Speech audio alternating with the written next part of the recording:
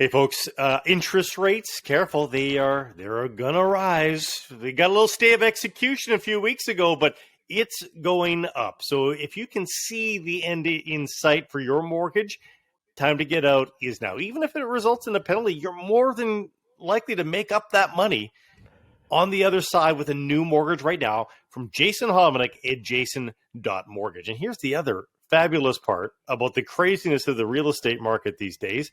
Equity in your home. Yeah, your home's worth more now. You can extract that equity for that new kitchen that you so desperately need. New roof on the horizon? No problem. Take it out of the home that you own. It's right there for you. Jason Hominick can walk you through it all. Contact him at jason.mortgage. All right, here he is, one half of the team, Donnie and Dolly, weekdays from 10 to noon on Czech Television or Canucks Insider and Friday Regular. Mr. Rick Dhaliwal, how we doing today, Ricky? Couldn't be better, Matthew. Blake, always a pleasure. When this time comes every Friday, nobody's happier than me. You're off onto your weekend. You finish up with us before you crack your first crown royal. So, fun night at Rogers Arena last night, Ricky. Yeah, a little old school flair there, too, with the jerseys. The jerseys, and then you know what, to beat a division rival who had won 10 straight, their streak started and ended with Vancouver. The power play was going 3 for 7. They were very disciplined. They only took one penalty. But the big thing for me last night, guys, when your best players are your best players, that's what happens. You know, Miller 4 points, Pettersson 3 points, Horvat 2 goals, Boeser 2 assists, Quinn Hughes. Not many people talking about this, but he had 2 assists. He's got 7 points in his last 4 games since he came back from COVID. So when the big guys are playing like that, makes everything else. Oh, hey, what about the goalie, Demko? Right? Nobody talked about this, but his glove save off Rasmus Andersson in the second period. Vancouver was only leading 1-0. At that point, if the Flames had scored, maybe it's a different feel to the game. But the glove save, no stick, that was when the Canucks were only up 1-0. So everything that could go right went right for them last night. The scoring was there from the people that needed to score, and you have to wonder that if this hot streak, then it looks like they could be embarking upon one. We'll see. It's a small sample thus far. But, Rick, if this happens 10 games ago, yeah, you know, the runway is there where you don't put the pressure on yourself to play, 666 hockey the rest of the way to make the playoffs. Like, that Elias Pettersson. Now, that Elias Pettersson from last night, that's Elias Pettersson being back. He scored goals before. He's had multi-point games before. But to me, that was the quintessential Elias Pettersson is back kind of game because those 2 goals – that's the Elias Pettersson we saw in seasons 1 and 2.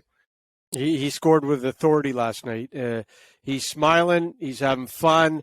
He's got just tons of confidence. 10 points last 4 games, 20 points in his last 16. And the bottom line is, look, they need him. They need him doing that every single game. And when he's on, the Canucks' chances of winning are so much better. But you're right, Blake. That's the guy. Listen, hey, here's one for you. If he played like he did last night in the first half of the season, maybe the coach doesn't get fired. All that's possible. And because I've said there's a trickle-down effect when he is playing well, like at this level, down the middle as a center, right? There's a trickle-down effect for all the other forward lines. And they weren't able to surf that trickle-down effect at all. They've been just scrambling all season long to find the right combinations. And funny how it all comes together when he's hitting on all cylinders. As great as JT Miller has been this season, they need Elias Pettersson doing what he's doing. Absolutely. And then Boeser 2 assists last night. You saw in the Miller goal the screen. And not saying that Miller wouldn't have scored that goal because he picked the corner and all that stuff. But Boeser did the right play. You know, people always harp on Boeser and he's not a great skater.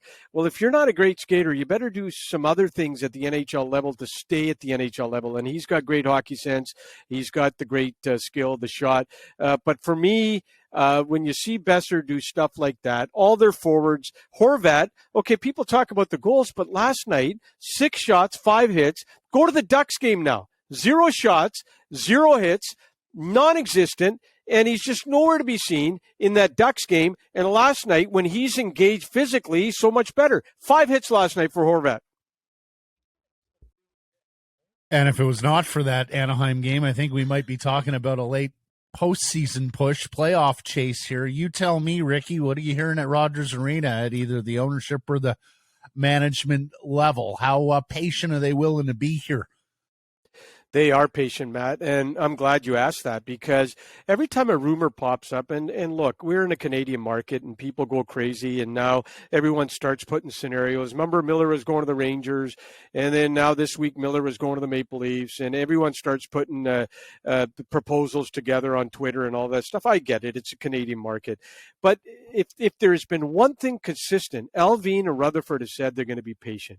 First of all, they're 3 points out of the wild card. They have both said we owe it to this team to try and make the playoffs. To trade a player of Miller's magnitude while you're 3 points out of the wild card, how upsetting would be that to the dressing room? They have said patience, patience, and patience, and they've been true to their word. They really have. Look, guys, there's still 3.5 weeks to go to the deadline. Let's see how this road trip here starts against the Rangers. Okay, 4 games, some pretty tough competition, ends up with the Leafs. Let's see where they are after that. But when you're 3 points out of the wild card and your GM and your president are saying be patient, including on your show last week, on our show last week, and on multiple other shows, they're going to be patient. Well, guess what, Matthew? They're being patient. I was unaware there were other shows. There are other shows? Yeah. I thought it was just Sekeres and Price and Donnie and Dolly.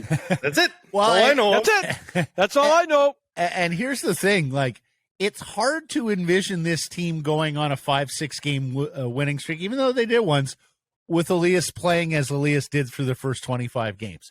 But watching Elias play over the last 15 to 20 games, absolutely. No, that there is a world where you can see that happening. Now, Ricky outlines this is a tough road trip. I mean, the Rangers and Devils back-to-back and ending in Toronto. So I think you probably need 6 out of 8 points on this road trip to consider yourself still in it, and then, take your best crack with all the home games you have left.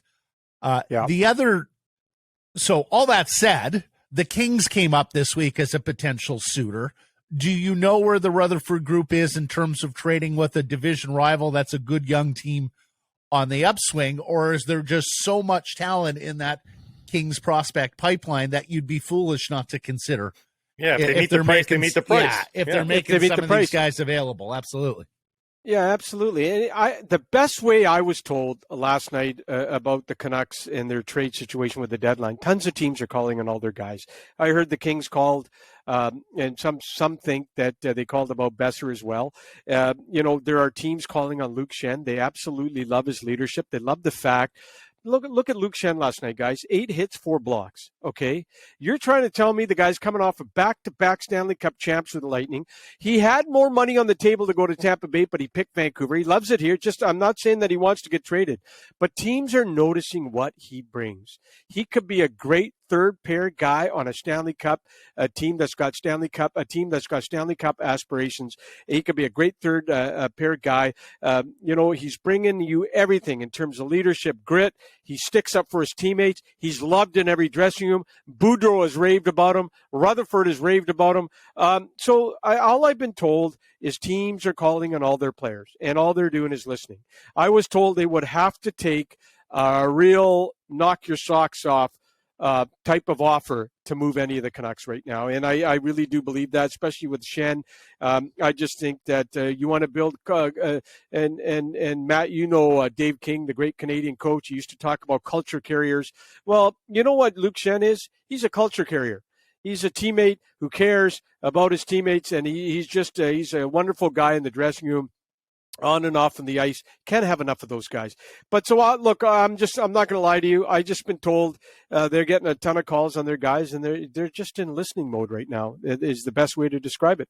Dolly, are they talking contract with anybody right now? Are they talking with JT Miller just to feel out what that looks like? And they can't sign anything now with those guys, but are they feeling the pulse? They can sign Boeser any minute here. They can sign Boeser any moment, yeah. Here's what I've been told. I've been we told you that Boeser's agent talked to the Canucks in Chicago 3 weeks ago. They're obviously going to have to get to Boeser's agent and find out about what he would like on a new long-term deal. That conversation has got to take place. Miller, you can't sign by July 1st, but a conversation you have to think has taken place with his agent. All these agents. There was an agent who called me and he said, my guy's name's in. Out in the rumors in Vancouver. Obviously, they're all calling Vancouver, Rutherford and Alvin, and saying, hey, my guy's name's in the rumor mill. What's going on? So I believe conversations with agents take place all the time, guys. Talking to an agent, not a big deal anymore. These guys call up. Garland's name caught a lot of people off surprise when it was first broken. The Garland's name was out there, 4 or 5 weeks ago by Elliott. But agents are pretty in tuned on whose name is out there, whose name is not out there. So I think conversations with agents take place every day of the week. I don't think it's a big deal. But with Miller, I'm sure they're going to sit down and say, hey, look, because I'm going to tell you this about Miller right now. Internally, they have not decided if they're going to trade him. Internally, there are people in that organization that just are scared to move him. And last night is a clear indication. I shouldn't say scared, because you're always scared to move a frontline player and if the deal doesn't work out. But I can tell you right now, when it comes to JT Miller, there has been no decision made on moving him. In fact, I'm going to tell you the way he's playing, he's 10th in the NHL. Blake had the stat last night. He tweeted it out, 10th in the NHL. If you're going to take the 10th leading NHL point getter out of Vancouver, boy, oh boy, it better be one hell of a deal. It's got to be more than a grand slam. I think that moving him, I don't think that decision's been made, and I think he just proves again last night. Really, are we going to get better moving him? Are we? Boeser said all the right things about leaving town. He they drafted him, so he's understated too. So you want to read between the lines, but I don't think there's necessarily anything there. Boeser's just the way that he is. What about Miller? Like he seems fine with it here. I don't think it looks like he doesn't look like he hates it here. But do we know that he loves it here? Do we know that? And I don't mean necessarily just the city. I mean the team, the organization, the direction that they're headed. Is JT Miller happy? Yeah. Well, okay. First of all, he was on Donnie Dolly about a month ago, and he said he is happy. He said him and his family love it in Vancouver. I've talked to the agent. He is he gave me a quote when the coach and GM situation took place where everyone got fired and the new people came in. He told me we have not asked for a trade ever from Vancouver. And his deal's up in a year and a half. I don't have any indication, guys. I'm not going to lie to you that he's not happy in Vancouver. Now, when you're going to become a UFA and you're an American-born player and you're from Pittsburgh, people are obviously going to say things. That's the thing. Hey, yeah. That's the thing. Okay, but that's down the road. How about if the Canucks talk to him at some point and says and give us an indication, or would you resign? And I don't think that conversation taking place. It's down the road. But I have no indication talking to the agent that he is unhappy in Vancouver. To answer your question, but internally, how he feels, you would have to ask him. But everything he has said is he is not unhappy in Vancouver. Well, and the other thing is we discussed yesterday, Blake, if Philip Forsberg's on the market from Nashville, suddenly like the market for a top six scoring forward is pretty deep if you're an acquiring team. You got Miller, you got Forsberg, you got Thomas Hertl in San Jose. You got Claude Giroux in Philadelphia, though that one's a little different because it's a full no move. Because it's a full no move there, so he's driving the process and with his agent. An old guy. Yeah. But the fact of the matter is the price could be suppressed a little bit on all these scorers by the deadline because teams go, well, okay, I've got a choice of 3 or 4 guys as opposed to remember when they got to Foley and like he was really the only top 6 forward available that deadline a couple of years ago. So it's a different set of circumstances this year. It is, but hold it a second. I'm gonna say this to you. JT Miller is a different situation than a rental and a UFA this year. He's got a year and a half left on his deal. Yep. That makes a big difference. And when the Leafs kicked tires on Miller this year, what I was told is he's a player they obviously love, but with that extra year, and you got 4 forwards in Toronto making $40 million. To get JT Miller and that extra year is awfully tough in Toronto. So this is a big difference with Miller and the trade market. He's got a year. The team that takes him on, if it ever happened, is got to be comfortable with taking on that contract next year. Also, guys, JT Miller's the best player of all those names. He just is. Yeah, he is. He is. I just can't tell you. And this is why I've been told from day one, internally, it is a risk trading this guy, and Canucks management they understand that. When you trade a guy that's got that much of the heartbeat of the dressing room, it's a risk. Even Boeser, it's a risk. And you're one of the lowest scoring teams in the NHL, and you want to trade Boeser, a guy that you drafted and brought along. It's a risk. It's a risk. Moving along, we talked to Rutherford about this last week. It came up also this week, and there was a fantastic list by Corey Proman on The Athletic of the best available European and college free agents. We're getting close to that season here, Ricky. Look, we know Rutherford is going to say, hey, we can offer you playing time, but how extensive are the Canucks recruitment efforts here on these free agents, and how successful do you think they stand to be? Okay, let's start with 22-year-old goaltender Port Coquitlam's very own Clay Stevenson, having a great year at Dartmouth. It's not a bad team, getting tons of shots every game, .925 save percentage. Final game is this Saturday. I've been told through NCAA sources that they indicate the Canucks are one of the teams interested in the former Coquitlam Express goaltender. Very interesting to me that the Canucks are looking at a goaltender, because, and I'll tell you why, because they already got a University of Maine goaltender, Matthew Thiessen, that they haven't signed yet. So I think Thiessen, I'm going to have to look into his status. Do they have to sign him this year, or he becomes a free agent? I'm going to look into that. But so let's go. Demko, you got your number one. Halak, I don't see here next year. DiPietro, okay, what's his future? Spencer Martin, I feel, will be re-signed. Artur Silvos, I think they like his development. So when you look at the goalies, and I just named them off, so the Canucks, according to my NCAA sources, have interest in Clay Stevenson. Rick, just because they've misspelled Silov's name on the back as Silvos doesn't mean you have to take that baton and run with it for the rest of his career. This is my biggest fear with Blake Price. He just sits there like a hawk, and he's going to. Yeah. I don't blame you here, because the Canucks put it twice, I think, in his career. They put Silvos on the back, so it's innocent. But yeah, Silovs. Right. Yeah, you're the king of you went to Harvard, or you're the king of getting everything right. Yeah, you did. Every time I think of Blake Price, I think a guy went to Harvard or Princeton. That's the way you come across. I wish. Okay, yeah, let me get to Andrei Kuzmenko. He's going to be a big name free agent. The Canucks are going to be in the mix for this player for sure. And the Canucks really like him. There's going to be an interview process. There's going to be a multitude of teams talk to him, but I expect the Canucks to be deep into this right to the end. I believe, I talked to some sources in Russia. I think Kuzmenko, he played with I'm not just saying this because it's Vancouver and he played with Podkolzin. He's played with numerous players from Russia that are in the NHL right now. So, but I'm just saying to you, they'll be in the mix for that player. And Linus Karlsson, 22-year-old, 19 goals, 41 games. The expectation is he will sign after the season. I'm thinking March, April, May, around May. And I think I talked to his agent. They're ready to sign. Last year, this time, they were not ready to sign. They felt he needed one more year. And, I give the player and I give the agent a ton of credit. What's the number one thing that no one's got in life? It's in hockey, you go right down to rep hockey, you go to junior. No one's got patience. Everyone wants it now, today. And here's Linus Karlsson. A year ago, they said, no, we're not ready. We're not going to make the jump.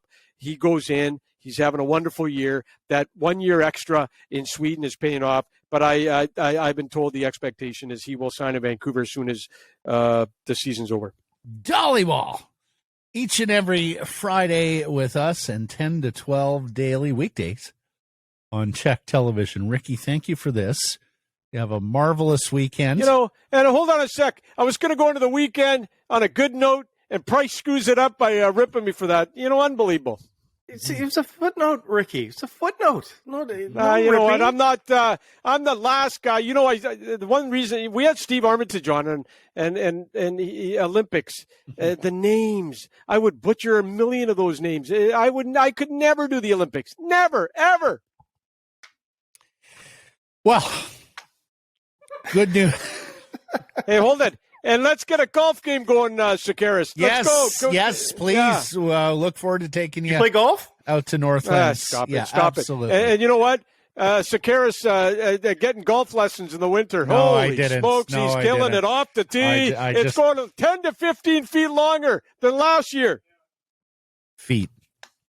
Foot or whatever it is. Let's go, boys. Get the weather. And Price, you come out. You never come out with me. Never. Don't know what it is. Mm-hmm. Yeah. Okay, it's Ricky. a lot of fun. Anyways, adios, amigos. Gotta go. See ya. He's out. Oh, the God. one and only. There's only one. Dhaliwal.